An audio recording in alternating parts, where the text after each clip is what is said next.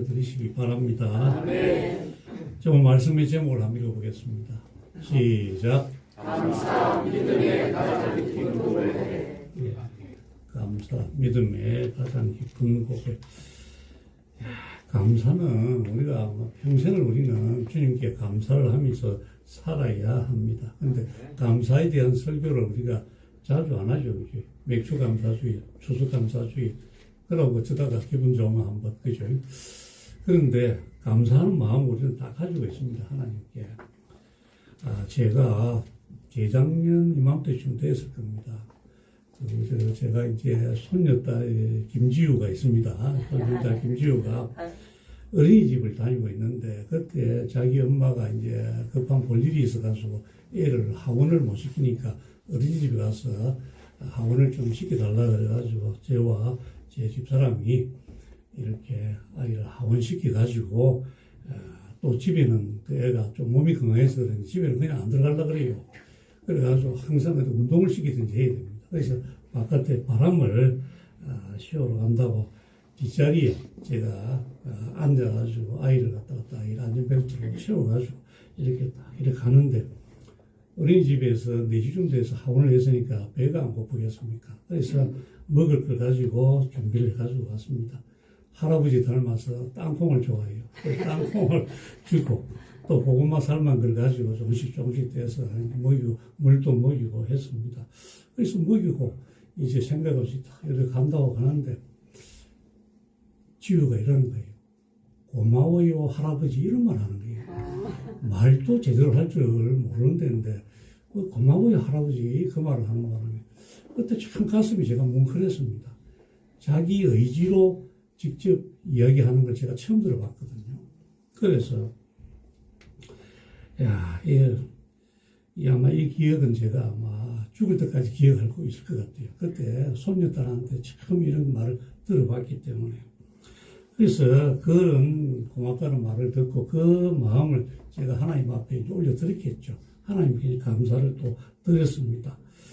그 감사의 말 한마디가 공중에 그냥 떠나돌다가 없어지는 그런 소리가 아니라는 거예요. 손녀딸이 하는 그 감사의 언어도 제가 그것을 받아들였을 때는 제가 평생 기억할 것 같은데 우리가 하나님께 올려드리는 감사는 하나님께서 어떻게 받으시겠냐 하는 겁니다. 하나님도 귀하게 받으실 것입니다.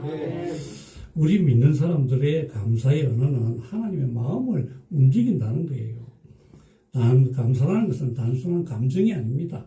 성경 전체를 관통하는 신앙의 점수가 되고 하나님과의 관계에서 흘러나오는 신학적인 고백이라는 겁니다. 우리는 항상 하나님께 감사를 하지 않습니까? 그것이 하나님께 올려드리는 우리 고백이 된다는 것입니다.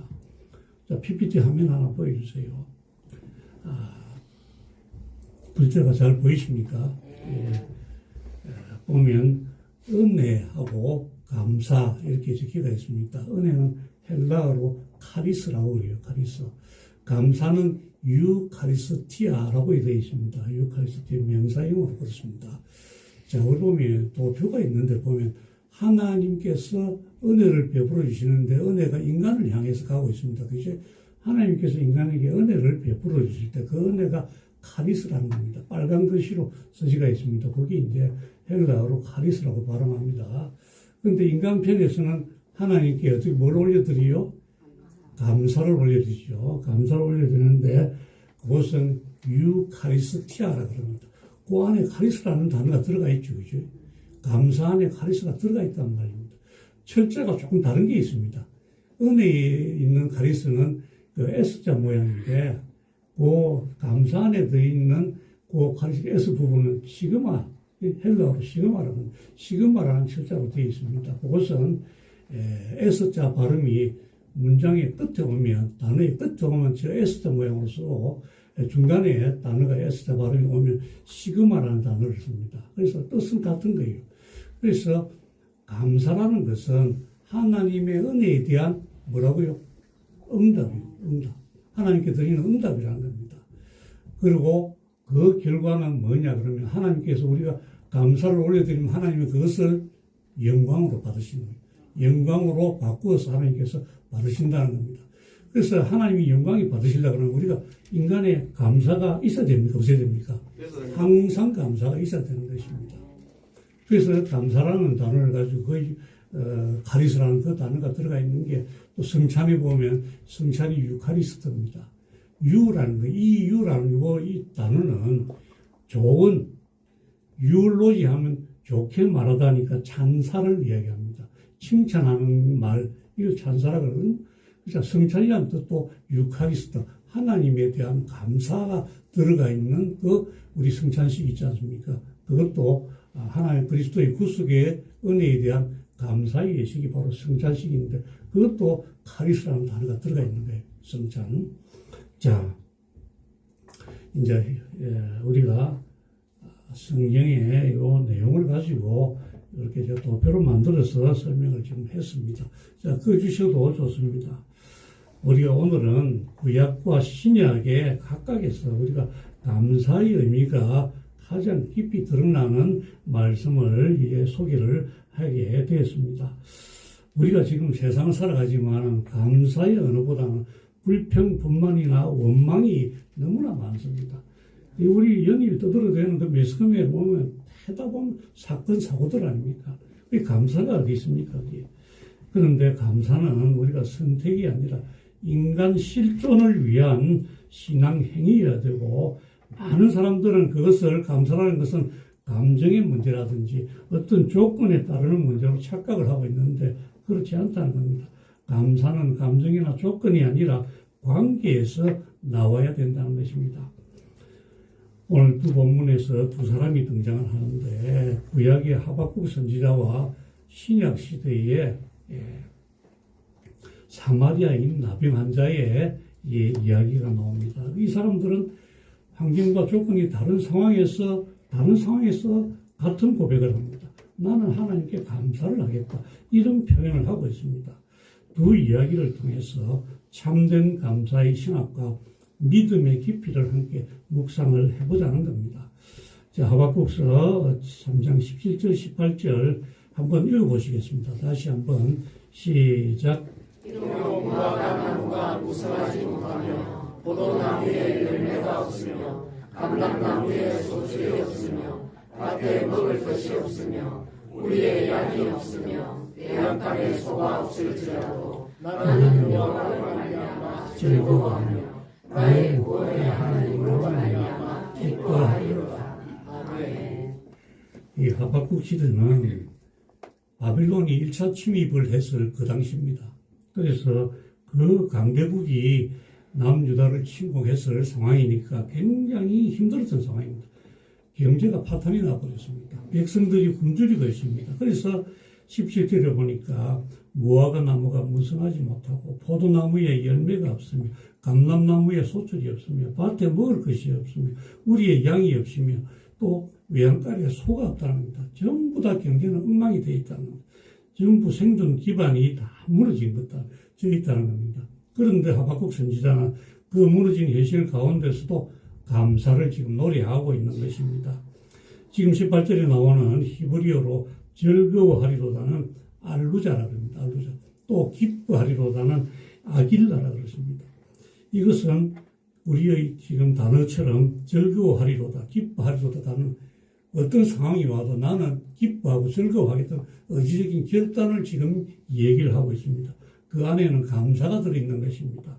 그런데 그 감사의 근거가 뭐냐? 하박국 선지자가 환경은 열악하지만 환경을 본 것이 아니라 누구를 보고 있는 것입니까? 하나님을 보고 있는 것입니다. 그래서 나는 여호와로 말미암아 즐거워하며 나의 구원의 하나님으로 말미암아 기뻐하리로다 그렇습니다. 여호와로 말미암아는 히브리어 성경에는 바 아도나이입니다. 무엇으로 말미암아 아도나이는 야훼라고 읽어야 되겠지만 이스라엘 사람들은 하나님의 이름을 야훼를 안 읽습니다. 읽지 안 하고 아도나이라고 읽어요. 아도나이 그렇게 합니다. 감사의 근거가 환경이 아니라 누구라고요? 하나님이라는 겁니다. 하나님 그 본체를 향해서 지금 감사를 드리는 것입니다. 이 하박국의 감사는 바로 구속사적인 신앙의 정점에 있는 그런 표현입니다. 왜냐하면 이스라엘 백성들은 하나님을 어떤 하나님으로 생각합니까? 구원의 하나님을 생각하거든요. 홍해 바다를 말리시고 또 어린 양의 피로 자기들을 대속하고 구원해 주신 하나님, 자기들 구원의 하나님으로 생각을 하고 있습니다. 자기들 자카르에는 항상 하나님은 구원의 하나님으로 들어가 있고 내리에 박혀가 있는 것입니다. 그래서 그들이 감사는 그냥 일반적인 무슨 내한테 성의를 베풀어 주셔서 하는 그 감사가 아니라 신학적인 감사라는 겁니다. 하나님에 대한 감사가 기억 속에 박혀 있다는 것입니다. 이 감사를 하박국 선지자는 지금 하고 있습니다.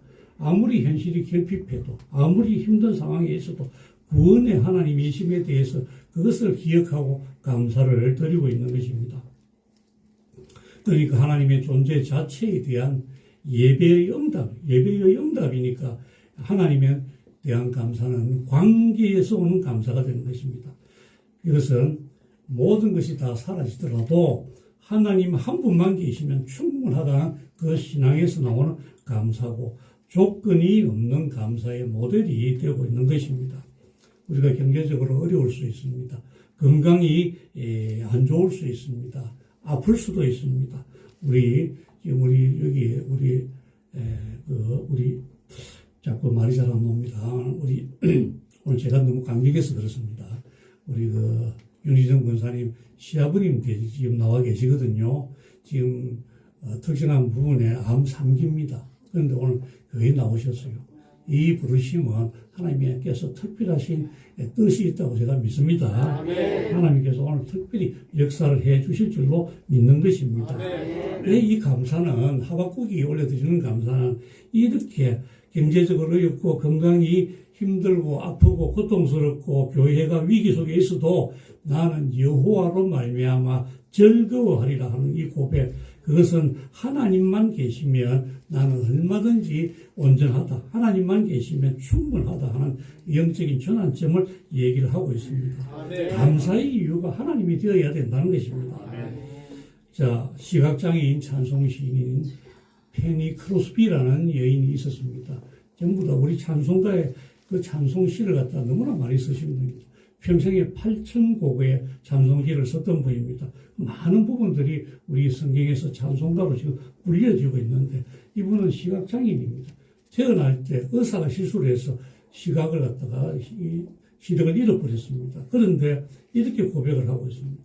나는 내 눈이 밝았다면 하나님을 덜 의지했을 것입니다. 그래서 저는 제 시력을 잃은 것을 감사합니다. 이렇게 고백을 했다는 겁니다. 이것이 바로 어떤 상황 가운데서도 감사를 잃지 않았다는 것, 하나님께 대한 감사였다는 것이고 하박국의 감사가 바로 이런 감사였던 것입니다. 그리고 오늘 또 두 번째 감사가 나오죠. 사마리아인 나병 환자의 그 감사입니다. 예수님이 나병 환자 10명이 찾아와서 이들이 예수님 랍비라 그러죠. 랍비라고 부르면서 우리를 불쌍히 여겨주시옵소서 그럽니다. 나병 환자들이 그 당시 상황이 얼마나 비참했습니까? 나병 환자는 부정하다고 여겨졌기 때문에 사람들이 공동체 울타리에 있지도 못했습니다. 자기들끼리 바깥에서 공동체를 이루고 살면서 사람이 오면, 멀리서 사람이 오면 나는 부정하다 이걸 큰 소리로 외쳐야 되는 겁니다. 안 그러면 다른 사람한테 그 나병이 감염될 수 있으니까. 그렇기 때문에 그 사람들의 삶은 너무나 비참하고 공동체 안에 들어올 수도 없는 그런 상황이었습니다. 그런 사람들이 예수님에게 찾아와가지고 우리를 불쌍히 여겨주셔서 그럽니다. 그러자 예수님이 제사장에게 가서 너희 몸을 보이라고 그렇게 말씀하시죠. 그리고 그 사람들이 가다가 고침을 다 받았습니다. 나병 환자가 났었습니다. 예수님은 말씀으로 고쳐주셨던 겁니다. 모두 다 고쳐주셨습니다. 10명을 다 고쳐주셨는데 한 사람만 돌아와서 감사를 했던 겁니다. 그 사람은 유대인들이 천시하던 사마리아인이었습니다. 자, 아까 감사하다는 단어가 유카리스티아라고 그랬습니다. 감사. 그런데 이 감사는 은혜에 대한 응답이라는 의미를 가지고 있죠. 은혜를 깨달은 자만이 진정한 감사를 할 수 있는 것입니다. 사마리아인 나병 환자는 주님께서 베풀으신 그 은혜에 감사를 했고 그 은혜를 깨달았기 때문에 감사할 수 있었다는 겁니다. 그러니까 감사가 없는 은혜는 뭐예요? 불완전하다는 겁니다. 베풀어줘도 하나님이 베풀어 줘도 감사할 줄 모르는 그 사람은 은혜를 베풀어도 은혜가 무엇인지 모르는 사람이라는 겁니다. 유대인 나병 환자 9명은 육체의 치유만 받았지만은 감사하지 않음으로써 그 사람들은 은혜를 완성하지 못했다는 거예요. 자, 그러나 한 사람은 사마리아인 나병 환자는 돌아와서 무릎 꿇고 예수님의 발 아래 엎드려서 감사를 했습니다. 단순히 감사하는 것이 옳다는 그런 얘기를 하려고 하는 것이 아닙니다. 감사하는 자만이 구원의 진정한 의미를 깨닫는다는 메시지를 지금 전하고 있는 것입니다. 예수께서는 네 믿음이 너를 구원하였느니라 이렇게 말씀을 하셨습니다. 감사가 곧 믿음의 외적인 표현이라는 것입니다. 감사하지 않는 9은 육체의 치유만 받았을 뿐입니다. 하지만 감사한 한 사람 사마리아인 나병 환자는 육체의 치유뿐만 아니라 영혼의 구원도 받았다는 것입니다. 그래서 감사는 단순한 예의가 아니라 구원에 대한 신학적인 반응이 되는 것입니다. 감사할 줄 아는 사람만이 하나님과의 관계 속으로 들어갑니다. 시편 50편 23절에 보면 감사로 제사를 드리는 자가 나를 영화롭게 하나니 하나님은 이렇게 말씀하고 있습니다. 뭐라고요? 감사로 뭘 드리는 자가? 제사를 드리는 자. 감사로 예배를 드리는 자가 하나님을 영화롭게 한다는 겁니다. 하나님이 영광을 거두신다는 겁니다. 그러니까 하나님은 더 큰 은혜를 베풀어 주시는 것입니다. 오늘날 우리는 받은 은혜에 머물지 아니하고 하나님께 돌아와서 엎드리는 그 사마리아인의 감사가 필요한 것입니다. 오늘도 특별히 추수감사주일에 우리는 감사에 대해서 좀 더 생각을 해봐야 되는 것입니다. 감사는 은혜를 완성시키는 신앙의 행위이며 또 예수 그리스도를 믿는 그리스도인의 정체성을 드러내는 증거가 되기 때문에 그렇습니다. 제가 저번에도 옛날에도 예화를 몇 번 들었습니다만 원자력 병원에 근무할 때 임종실이라고 있어요. 임종실이라고 밖에 적어놓지는 않습니다. 환자들이 불안해하기 때문에 그 임종실은 이제 제가 원자력 병원의 방대실에 근무를 했기 때문에 임종실로 와달라고 하면 몇 병동의 임종실로 와달라고 하면 거기 가거든요.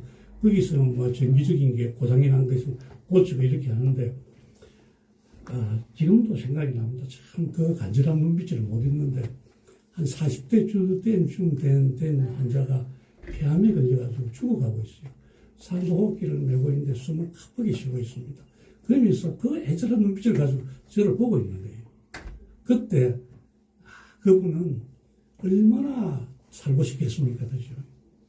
그런데 건강하게 살아있는 나는 그 사람보다 나이가 훨씬 많은데도 건강하게 살아있는데 그 사람은 산소호흡기에 의지하고 겨우 연명하고 있는데 우리는 바깥에 나오면 이 바깥에 공기를 시험해서 건강하게 호흡을 하고 있지 않습니까?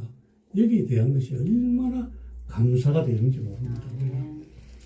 우리도 그런 분들을 한번 생각해 보면 우리가 누리고 있는 것이 얼마나 큰 감사고 복인 줄 모른다는 것입니다. 그 감사를 우리는 너무 당연하다듯이 이렇게 받아들이고 있습니다. 하지만 모든 것이 은혜라는 것을 그 기억을 해야 됩니다. 그래서 감사는 믿음의 최종적인 표현입니다. 하박국 선지자는 아무것도 없는데도 감사를 표현했고 사마리아인 나병 환자는 자신이 치유를 받아서 감사를 했지만 한 사람은 절망 속에서 한 사람은 치유 속에서 감사를 했지만 거기에 공통점이 있다는 겁니다. 그것은 감사의 대상이 모두가 다 하나님이었다는 겁니다. 그 은혜는 아까 우리가 도표를 봤습니다. 다시 한번 보여주세요. 은혜는 하나님으로부터 내려오는 거죠. 감사는 인간에게서부터 하나님께로 올라갑니다. 그래서 감사가 있을 때 은혜는 원래의 목적지인 하늘로 돌아가서 하나님의 영광으로 완성이 되는 것입니다. 우리는 하나님께 영광을 돌린다고 합니다. 우리가 원래 드리는 감사가 바로 하나님께는 영광으로 변하는 것입니다. 하나님께 감사로 영광을 올려드려야 된다는 것이요. 우리의 감사는 믿음의 또 방향입니다. 감사는 현실이 어려워도 내 마음의 시선을 하나님께로 돌리는 능력이 또 되는 것입니다.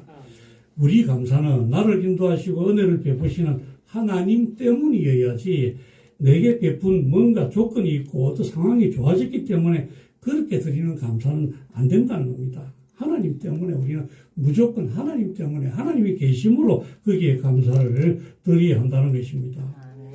우리는 날마다 이렇게 자신에게 물어봐야 됩니다. 나는 감사의 이유를 환경에서 찾습니까? 하나님께서 찾습니까? 이렇게 자신에게 물어봐야 됩니다. 내가 받은 은혜에 대해서 감사로 완성을 하고 있습니까? 그리고 또 오늘 내가 드릴 수 있는 가장 진실한 감사가 무엇입니까? 이렇게 자신에게 물어봐야 되는 것입니다.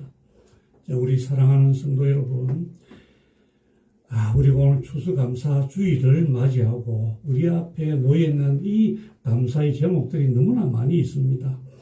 감사는 우리 신앙이 많이 성숙해 있다는 그 증거가 바로 감사로 나오는 것입니다. 풍성할 때뿐만 아니라 우리가 풍성하지 못할 때, 부족할 때, 비어있을 때도 감사를 드려야 되고, 또 기쁠 때뿐만 아니라 아플 때도 힘들 때도 감사를 드려야 되는 것입니다. 이때 드리는 감사가 하나님께서 가장 기뻐 받으시는 예배가 되는 것입니다. 어떤 상황에서도 여호와로 말미암아 즐거워하며 구원의 주님으로 말미암아 감사를 고백하는 우리 성도님들 다 되시기를 바랍니다. 아버지 하나님, 오늘 또 추수감사주의